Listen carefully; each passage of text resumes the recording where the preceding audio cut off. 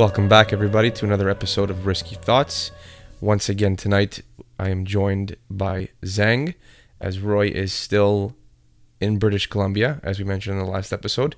He'll be returning soon enough, for those of you who miss him. I know I miss him. Thank you for joining, listeners and thinkers. So we're here once again. This time, change of atmosphere and change of environment. We are now recording at Zhang's place tonight. So it may sound a little different. Definitely feels a little different for me. It's actually quite more comfortable because we're sitting on couches, which is nice.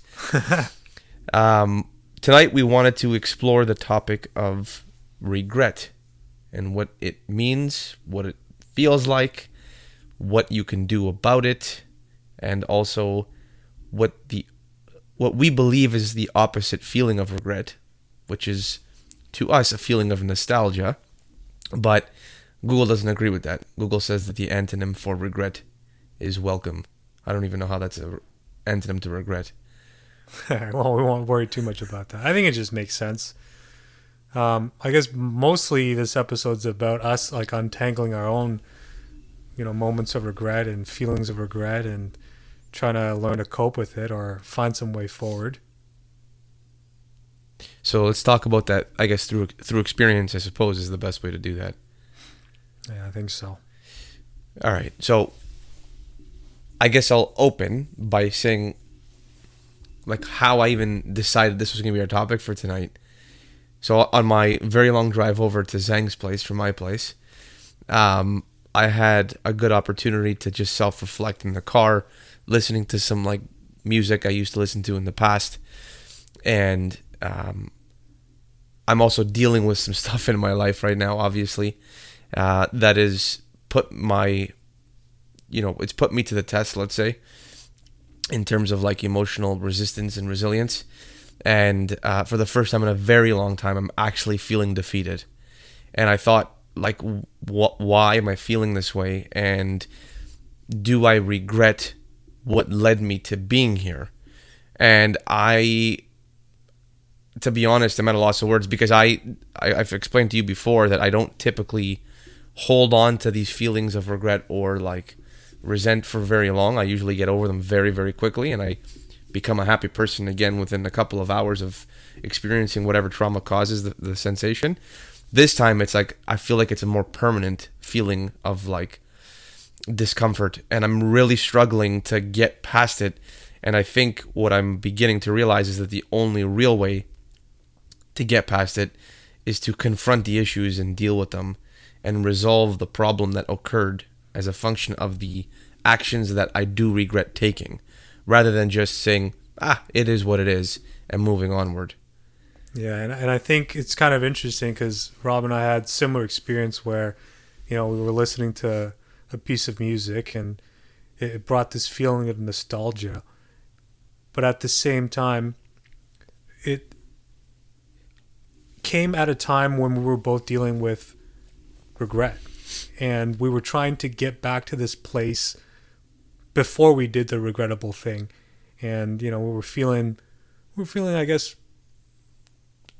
life was easier. Life was easier to get through that, things didn't stick to us as much.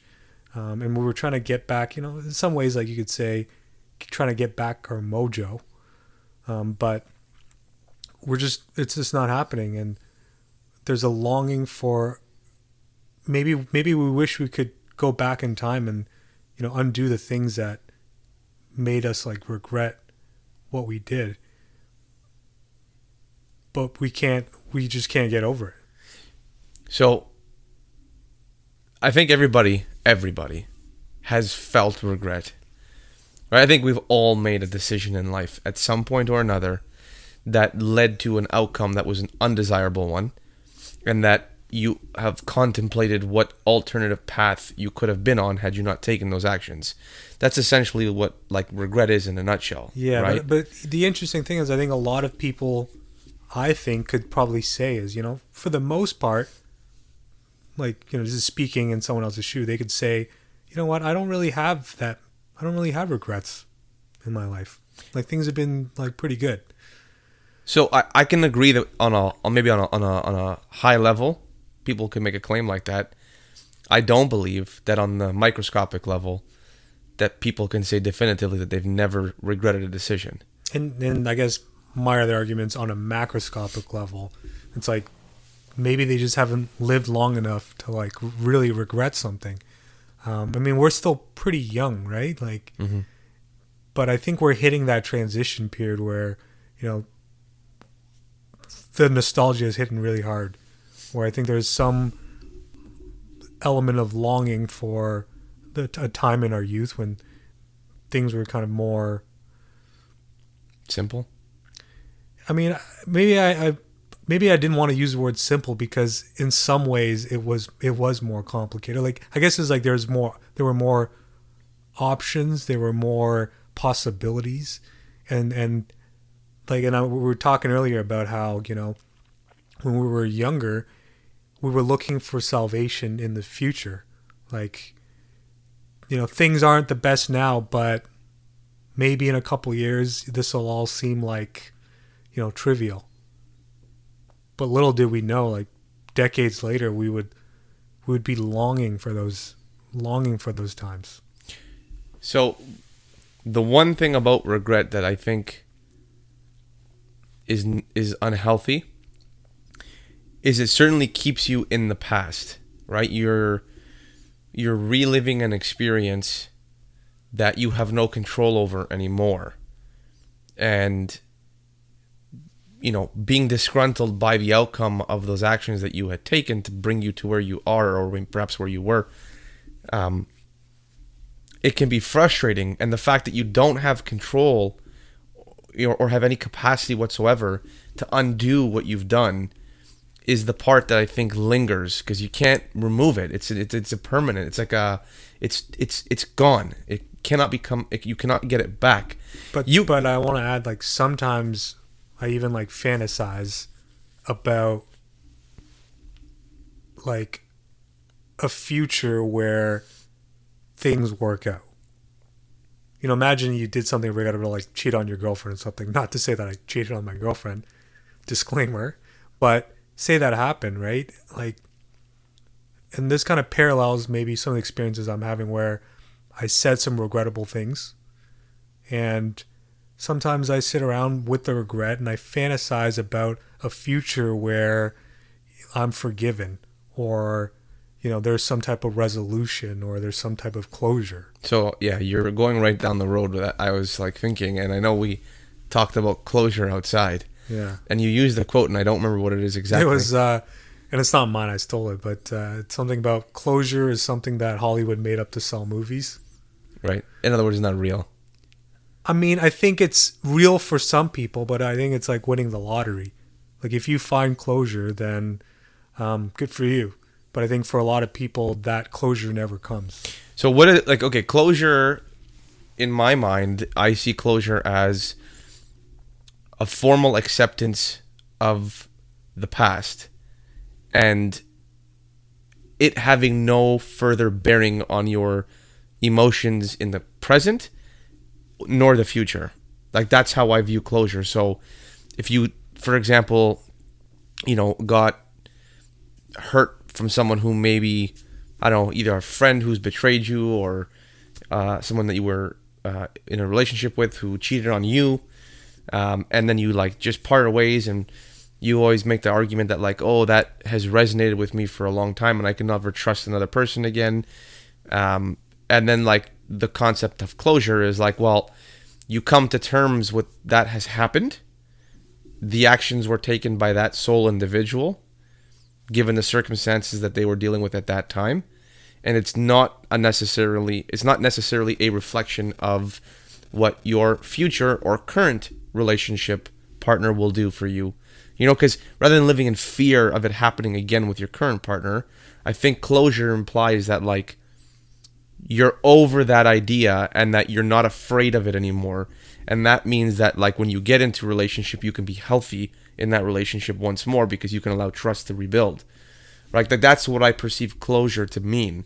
And like that can pertain to a million different things, but I'm just giving the example because you mentioned cheating on girlfriends, so it was stuck in my head. Yeah. And I think that that's what closure is. So I don't necessarily think that closure just exists for Hollywood to sell movies, because I think that there is such a thing as closure, but that closure is not made always through interacting with the other party that was involved. Sometimes I think closure comes from within, and you need to, point. That's a good point. Yeah. So that's just my 2 cents. Like, I don't know how you feel about it, but that's sort of where I stand with closure. Because then you almost get into this like idea that there's like different, like there's like a soft and implicit closure that's more within, and then there's like explicit closure. Correct. Which is when someone's just like, I forgive you.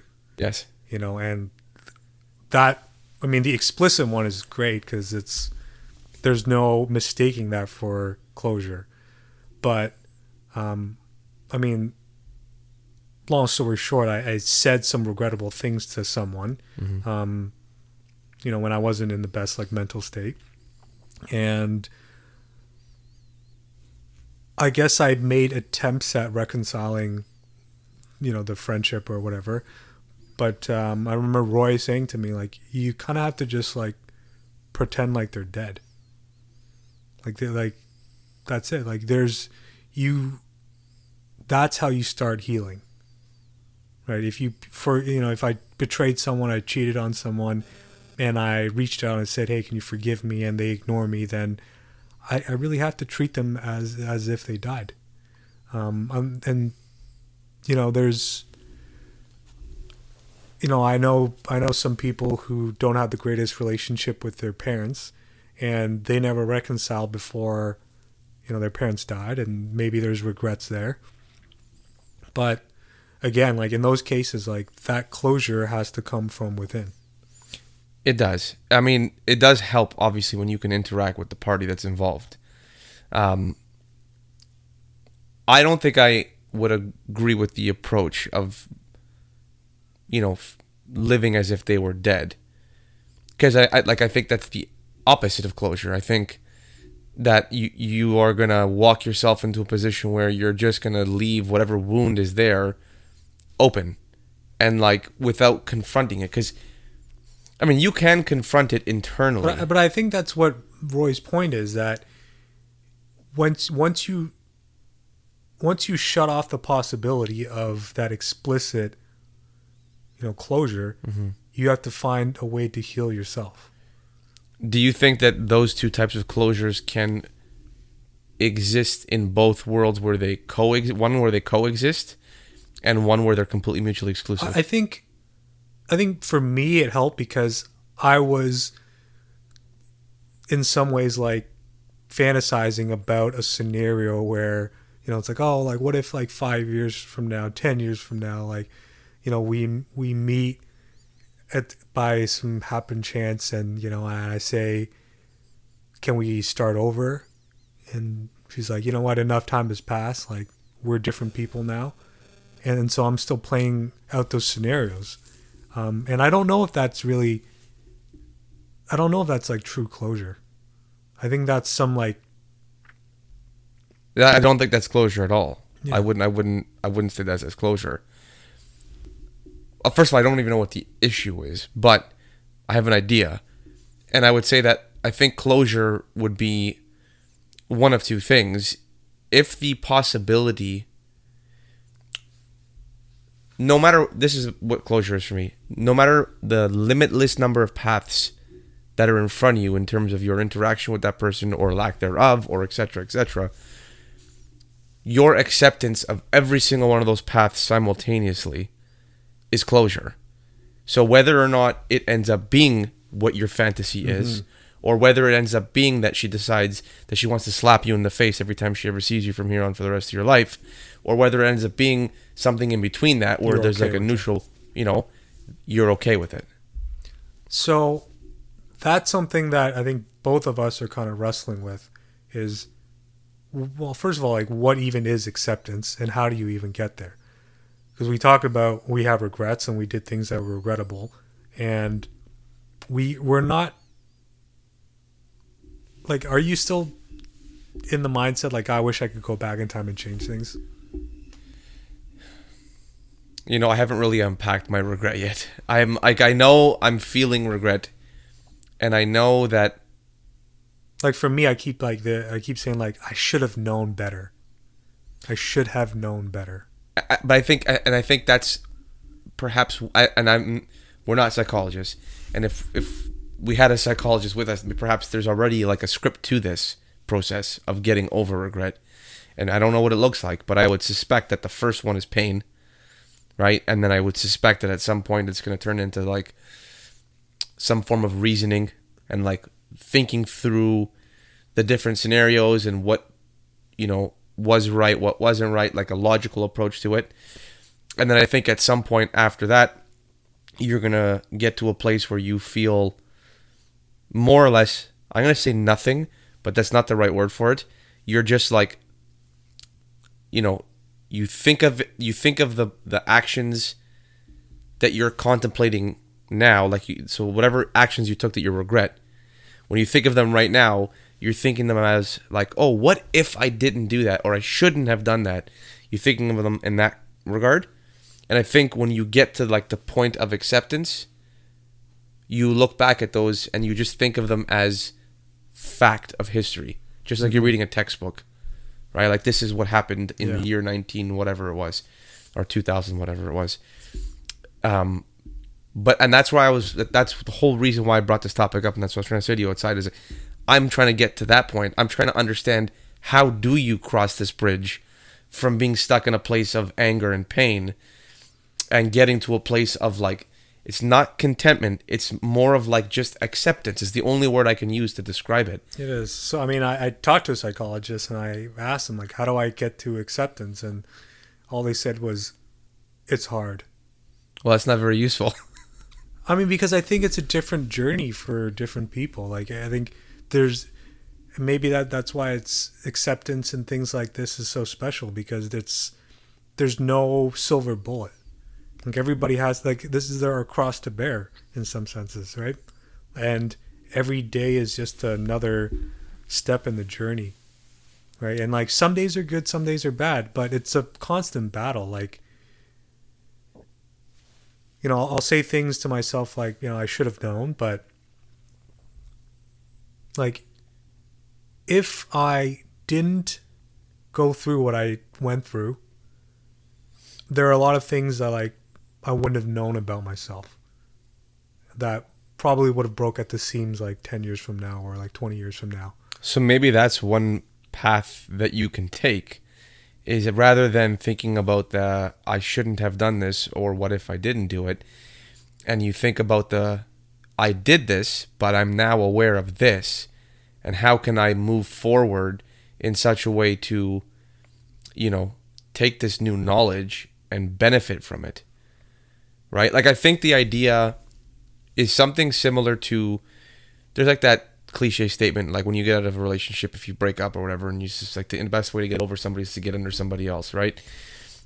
And like the idea behind it, I think, is something to do with like you're moving forward, and like just through rapid experience of different people that you're engaging in your relationships with, you're able to, actually maybe not, because I was going down the road of saying it helps you forget because you just basically get cluttered into a bunch of other people, but that's not the reality of it. It's more than that. It's more of like,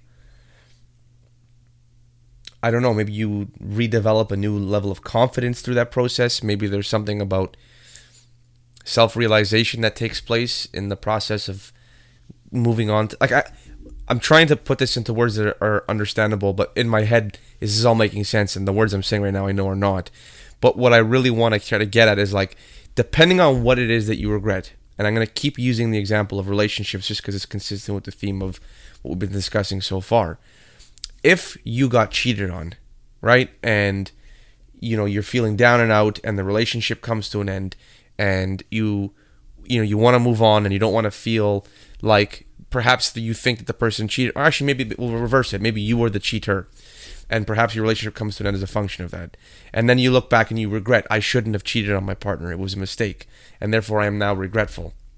Well, getting into another relationship and like forcing yourself to get back out there again and get into another relationship, I think allows you to look back and say, okay, well, I know that this is what came as a consequence of these actions. I know these are the emotions that were involved. I know how this is going to be perceived. I know how the partner is going to receive the information.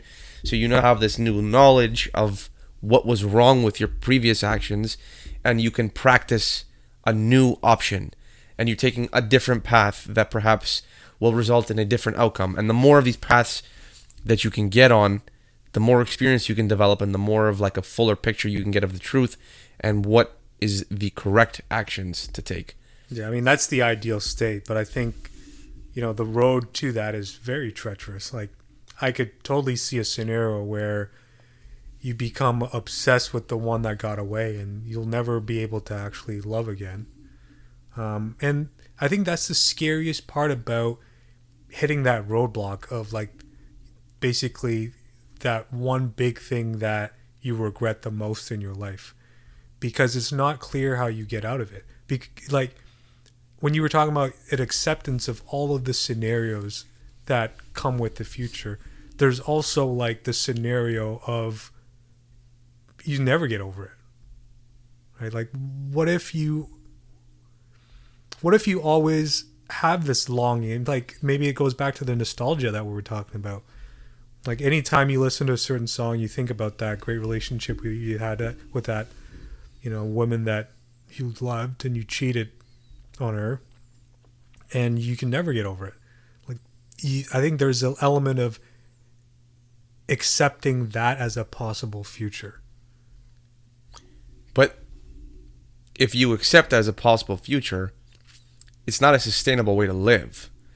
So there's got to be a solution to that path. It's got to be... I mean, not necessarily. I think you were just talking about... Did you say that's not a good way to live? Yeah, like, I think if you're going to live... If the path that you end up on is one where you forever regret that decision and you forever feel the pain of that decision, if it is the focal point of your thoughts, it's not healthy. Like, it's not good for you or whomever it is that's going through the experience. Agreed. But again, we're just talking about the hypothetical future. And that's something maybe I have anxiety about. Like, that's part of my regret. It's like, what if I never recover from this? And that feeds into like my regret. So, okay, let me ask it this way then. How could you ever know if you're ever going to love again if you don't engage in another relationship? And I think, I think I would be in a place, like, just speaking hypothetically, I would engage, because not only are you accepting that, there's a possibility of hell, but you're also accepting that there's a possibility of heaven. Right. And so I think we're kind of getting to a good point here. Is it's about moving on. Yes. Because that's the key part, right? Like, yes. How do you move on? Well, in order to move on, you have to accept that you have to move. It's not okay to just stay in the state of regret. Correct. Because you can't wallow. Yeah, you can't wallow, exactly. Because when you wallow in self-pity, because that's kind of what I was doing for the last couple of months, like wallowing in my self-pity. But every day, just move a little bit. And then honestly, it felt like I was crawling. And I would have to say, like, my level of regret has definitely dropped. But it was like, I'm still accepting that things could go really bad. Mm-hmm. Things could still end up like less than ideal. Maybe my life is actually ruined, but it doesn't mean that I'm not going to stop moving. Well, that's the key. And like, that's the thing, is that you cannot let the thought of what if paralyze you. If it paralyzes you, there's a problem. Yeah. It's right? Crazy though. It's like, it's a constant battle. Like, I've been having this like crazy dreams where, I mean, it's all maybe tied to like the subconscious regret. And I wake up in the morning and I feel awful, because it's a lot of it is about like reliving the regret. Mm-hmm. Right. And I wake up and there's no closure, but I still have to get on with my day. I still have to get up, try and, you know, pull myself together. And usually, like, around dinner time, like nighttime, like, okay, I'm feeling a bit better. Before bed, like, okay, I finally pulled together. And then it's like all over again. Different scenario, different dream. Well, the good thing though is that, like, to speak in a much more realistic sense now, you now have started a new job. And, like, that is something that is going to realign your focus, right? Because now your thoughts are not going to be, you're not going to have the time to be fully consumed by these thoughts. Or I shouldn't say that. You're going to choose not to allow those thoughts to displace the thoughts that you require to perform at your job. Yeah. Right? And so, like, that is part of moving forward, right? You're filling the void that is there that allows you to now refocus your thoughts and your energy somewhere else. Mm-hmm. And, like, when we had talked before, and I had said to you that, like, I move on pretty quickly with things, I think it's a lot to do with the fact that I will take to the next closest thing to me and just jam it into my brain to, like, allow me to now refocus my thought and energy somewhere else before I get consumed and stuck in a state of, like, wallowing. Right? That's what I try to do. Sorry, I hit the microphone there. And the fact that I'm like I said, I'm now in a stagnated position with my current circumstances. It's because perhaps that course that I was taking was not the right one, because that never allowed me the opportunity to actually rectify the issues that were creating the problems.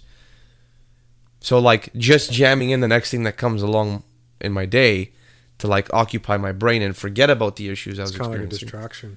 Right, now it's just like I'm literally using everything in the world as a coping tool to just, like, forget about the past and forget about the issues that exist. And, like, the reality is it is going now, we're coming full circle.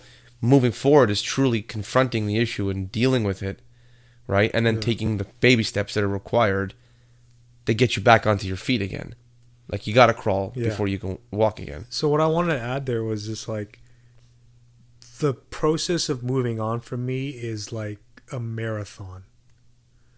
And when I wake up and that reality hits me that, you know what, I am nowhere close to getting over this regret.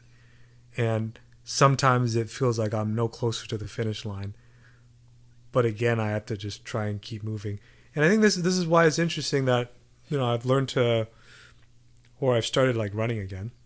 And I've never been a runner, but I've learned a lot from running. Like, there's the element of consistency, tenacity, and when you want to give up, when you want to stop running, you have a destination. You have to push yourself.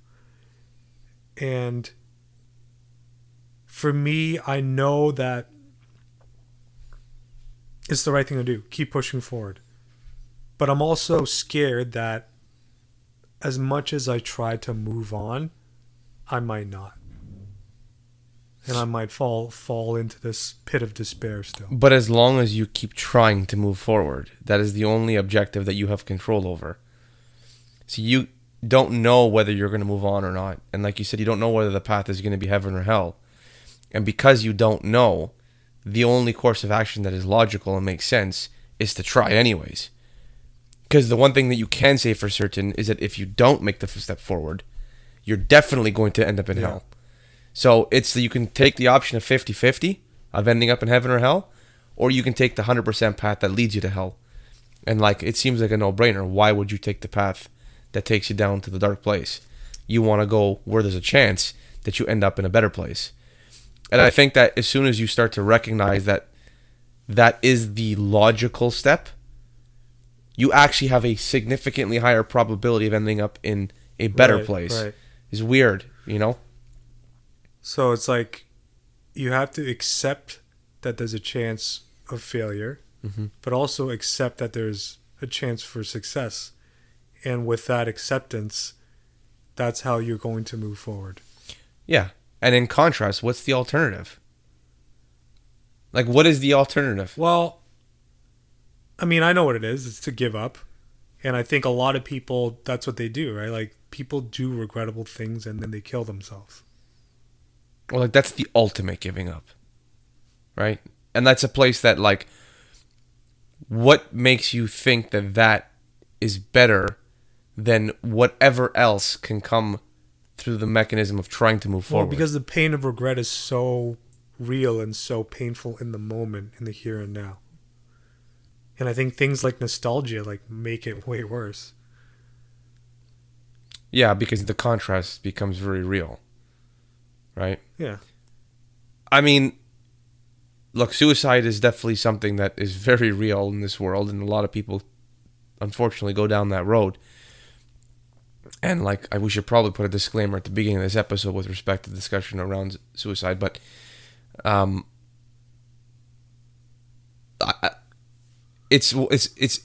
look, that's a very dark thing to talk about, and ultimately, it is something that I have experienced thoughts of it. I think anyone who has significant regret will have those thoughts at some point. Yeah. But like you said, if you just simplify it and give yourself micro steps that you can follow that are easy to follow, right? Then the overwhelmingness of the recovery and the overwhelmingness of the path and the mountain that you have to walk over before you can get to the potential heaven or hell situation, you know, those steps become a lot smaller and they become a lot more palatable for you, and it's a lot easier to digest them and be able to move forward. You know, you take that micro step and then you're like, oh, well, that was an effortless attempt. Let's go to the next micro step. And that also feels effortless. And then before you know it, it's just like the running, right? And the running has been a theme on our show for like every episode we bring it up, but it's very, very relevant because it's like, you know, you get into your stride, then you start feeling the legs burn, you start feeling the lungs burn, and you start thinking to yourself, like, I can't do it. This is going to be too hard. I just want to stop. I want to sit down, or I want to walk. I don't want to. And then by the time you actually run these thoughts through your head, you don't even realize that you're still running, and that like all you had to do was just take a couple of deep breaths, and you'd forget all about the pain. You'd forget all about the discomfort, and you're back to running again. And all it required was that baby step of take a deep breath and clear your mind, right? So, and that's an easy thing to do, and that's the same thing when it comes to like dealing with any regret from any sort of action that you may or may not have taken in this life. You just have to sometimes take the very first step, which is take a deep breath and think about the next baby step. I mean, it's symbolic. I think it's very symbolic for me, like moving on, moving forward, moving the body. It's running, especially when your mind is clear, to me is like the ultimate form of living, being in the moment, being in the here and now. And yeah, I think it's like you have to accept that there's a chance for success, a chance that you're going to feel better, and you got to keep moving forward. That's why it's so interesting that like regret and suicide is such a, like they're just so intertwined. Yeah. And that's the other thing, like if you kill yourself, like that's the ultimate regret. There's no taking it back. There's no taking it back. Right. And that's why I'm saying that, like, that's... Now, whether there's an actual hell or not, that's not the point of this conversation, but the reality is, this is the path that you are walking down. If you end up choosing suicide, you're putting yourself into a hell, the ultimate hell, right? So if you believe in hell, that will bring you to hell. And if you don't believe in hell, it brings you to nothingness, which is also the ultimate hell. So, like, they're both, you know, in my opinion, it should never be the favorable choice of your options, because it's like the ultimate level of darkness, and that's not a place that's better than, no matter what your pain you're dealing with, you know, it's not as bad as nothingness. And on top of that, the influence and the ripple outwards to the people around you and in your life that you influence, you're going to bring darkness into their life, and it's a much more grand, you know, incident. Whatever incident occurred for you to feel regret is not going to be as bad as the incident of that is the ultimate. And that regret really ripples out. Big time. Because other people will be saying things like, well, I mean, I guess I already had, like, know some personal stories where there's a lot of regrets around that too. Like, there are things I could have done more, Mm-hmm. right? Things I should have said or things I shouldn't have said. Correct. Yeah. Well, to bring this to a close on a high note, I do want to reverse the conversation for a very quick couple of minutes here. Because we got really dark here very quickly. And I just wanted to say that, like, you know, my life situation is, by contrast to a lot of people in this world, not nearly as bad as life can be. And this feeling that I'm having now, I know is something that is going to be a memory at some point. This is not a permanent situation. And I know that there's a path in front of me that is filled with choices that are easy to make, that will lead me to erase the damages that are caused from the actions that I regret taking. And I have accepted this in some capacity. And even just talking about this now is already making me feel better about this, like, permanent feeling of regret that I've been having lately. It's like, you know what? I know what's in front of me, and I know that, like, doing this little baby step and that little baby step is going to end up in a place that is much more positive than I am right now. And it's totally achievable. And I know what those micro steps are. I've been told repeatedly what they are by other people, and now I'm starting to accept them as the micro steps that I believe they need to be as well. Before it was like, yeah, I heard them. Yeah, that makes sense to me. But I never really processed them. I never really took them seriously. I've taken them seriously now, and I'm trying my damnedest to actually take those little baby steps, and I feel like I've already taken a few of them, and it's kind of putting me on the right trajectory for the future. And I feel like now that percentage of 50-50 heaven and hell that was in front of me is now turning into a 90% heaven, 10% hell. And so that's a good thing. And, you know, I also hope that your situation, I understand that you're still struggling with it, obviously, but you got to look at all the positives that are around you right now, man. Like, first of all, this podcast may be nothing to the world. It may be nothing to most people. It may be even nothing to us, like, as a group. But to you, this can mean something. And it does for me. Like, I know it does for me. So, like, you becoming involved in this was something that was always discussed and kind of, like, thought about. And now it's real. And now it's here. And it's happening. And how did we get here? Well, it didn't take very much. It took a couple conversations. It took a little bit of, like, hey, let's just call up Zhang, and then you just saying, hey, you know what, I'm willing to come. I want to participate. And now we're here, and you're like an actual participant on the show on a regular basis now.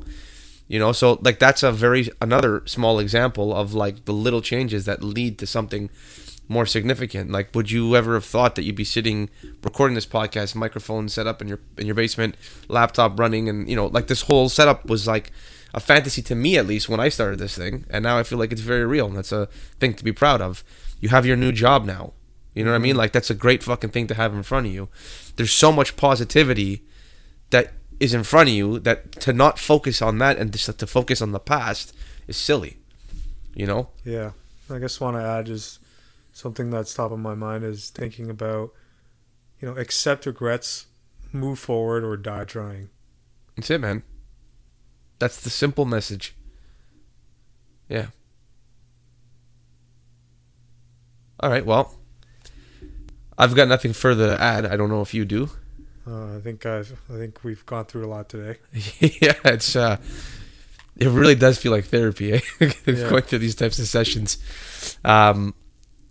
Anyhow, as usual, to all of our thinkers, thank you very much for listening. And as always, check us out on Instagram at riskythoughts.to. And our YouTube channel is still active, and we are still posting to our YouTube channel as well. You are more than welcome to send us messages through Instagram. It's our most likely place to respond to any messages that are incoming. So we do appreciate those of you who are listening, and we really appreciate the fact that this has grown to what it is, and we hope to continue to do so. So thanks again for listening, everybody, and have a good night.